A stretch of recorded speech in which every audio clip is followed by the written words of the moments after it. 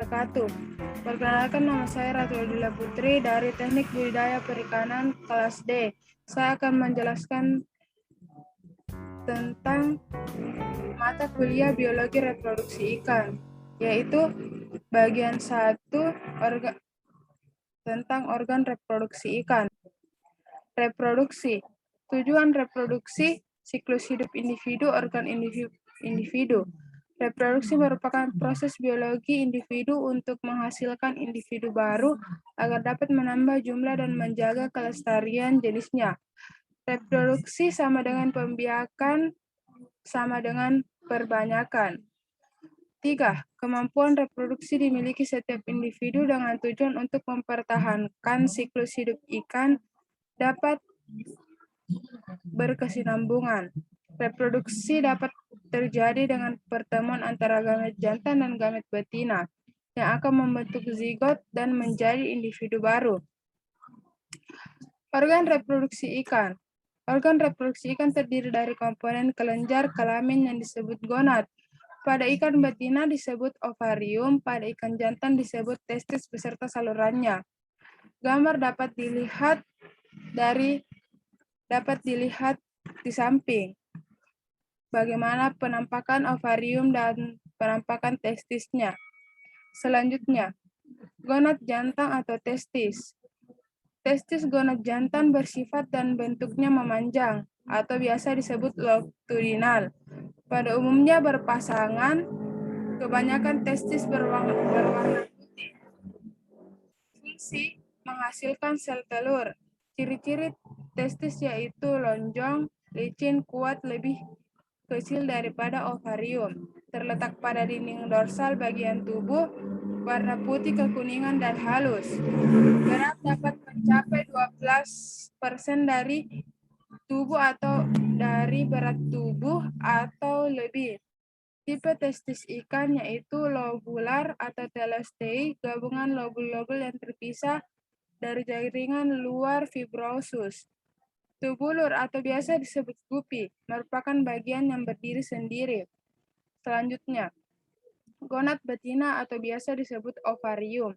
Ovarium atau gonad betina sifat internal dan berbentuk longitudinal, pada umumnya berpasangan, kebanyakan berwarna kekuningan pada waktu matang. Fungsi menghasilkan ovum atau sel telur. Ciri-ciri ovarium yaitu berbentuk lonjong dan berubah saat matang. Tergantung pada dorsal mestriumnya, berwarna putih sebelum matang dan kekuningan saat matang. Beratnya pada saat matang dapat mencapai 70% berat tubuh.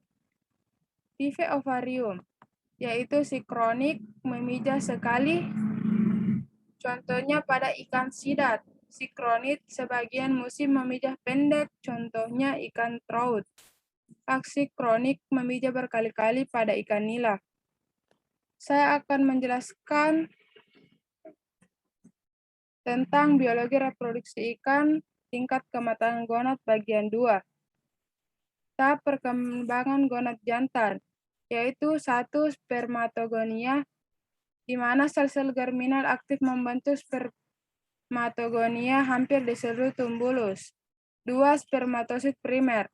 Proses akhir spermatosit akan tumbuh yang membelah menjadi spermatosit primer.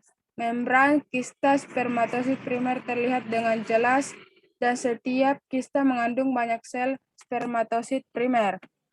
3. Spermatosit sekunder. Spermatosit primer akan membelah secara mitosis dan membentuk spermatosit sekunder lebih kecil daripada spermatosit primer dan nukleus yang mengandung kromatin. Selanjutnya, 4. Spermatid adalah kista-kista yang berisi spermatosit sekunder akhirnya berkembang dan melepaskan sel-selnya dalam lumen tubular, kemudian matang sempurna menjadi spermatik. Dan yang kelima adalah spermatozoa. Adalah spermatik mengalami perubahan bentuk menjadi spermatozoa yang dilengkapi dengan kepala dan ekor sehingga biasa bergerak aktif di dalam lumen tubulus. Tahap perkembangan gonad betina, yaitu 1. Tahap oogonia atau biasa di dalam ovarium terdapat sel induk telur disebut ooganium atau jamat oogania.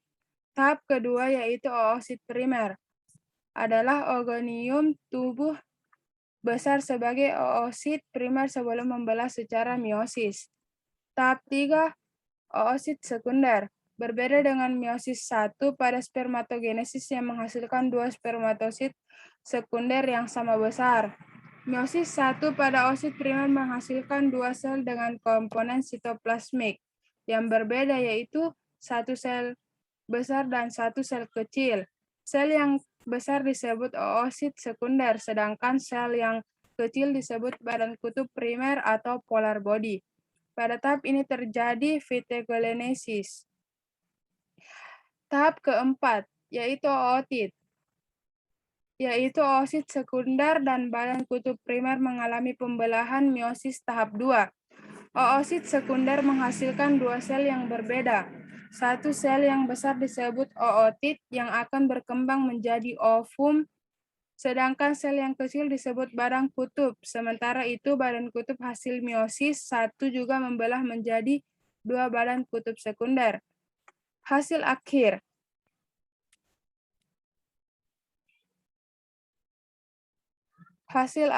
yaitu tahap 5, ovum. Hasil akhir oogenesis adalah 1 ovum atau sel telur yang fungsional dan 3 badan kutub yang mengalami degenerasi atau mati.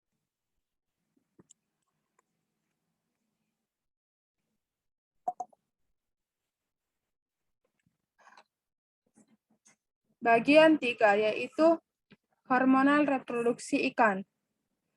Hormon. Hormon adalah senyawa kimia yang membantu mengatur proses-proses metabolisme dalam tubuh. Hormon beredar dalam darah sepanjang pembuluh darah untuk mencapai organ target atau disebut sel target, tempat hormon memberikan efeknya. Hormon diproduksi dan dikreasikan oleh kelenjar endokrin. Hormon adalah bahan yang dikeluarkan oleh kelenjar endokrin dan ditransportasikan melalui pembuluh darah ke jaringan lain untuk bereaksi mengatur fungsi dari targetnya.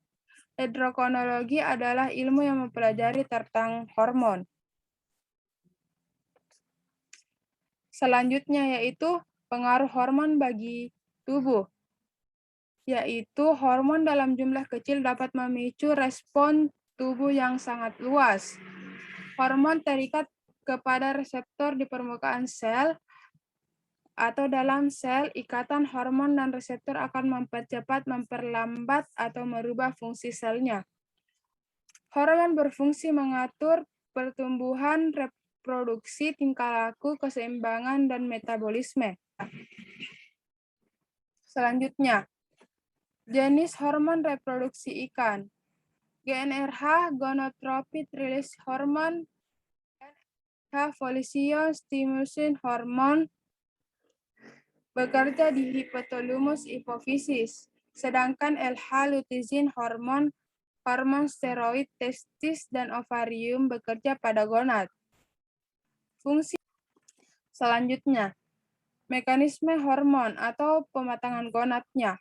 Kontrol hormon reproduksi dikendalikan oleh 3 kelenjar utama, yakni hipotalamus, hipofisis, dan gonad.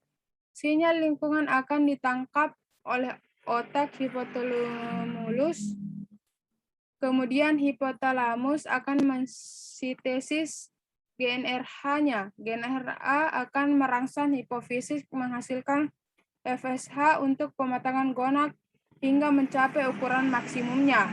Gonad memberikan feedback saat pematangan gonad selesai. Hipotalamus kembali melepas GnRH-nya untuk merangsang hipofisis menghasilkan LH. LH akan dikirim ke gonad untuk proses ovulasi betina, spermiasi jantan saat akan melakukan pemijahan.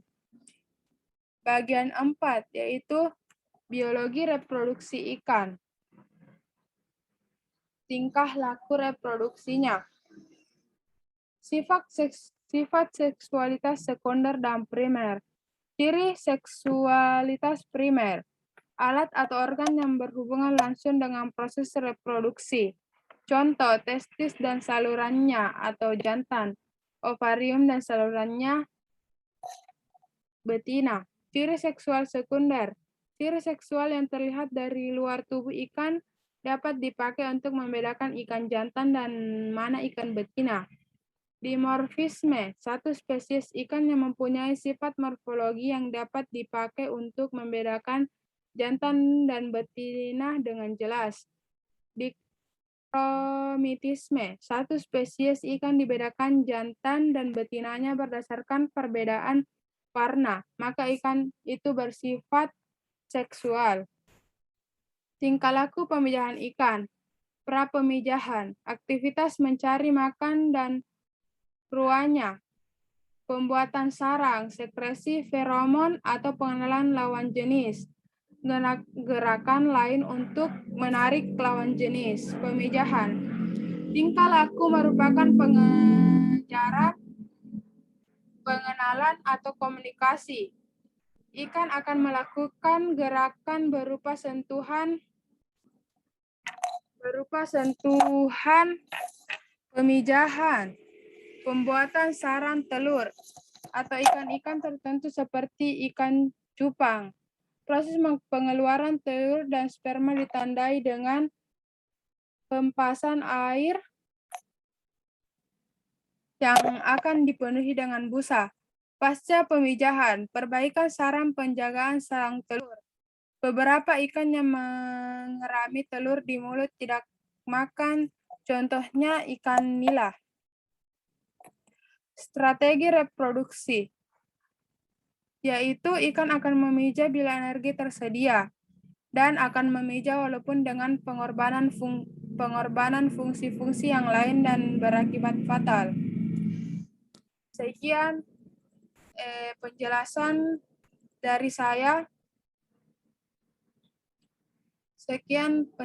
dari saya.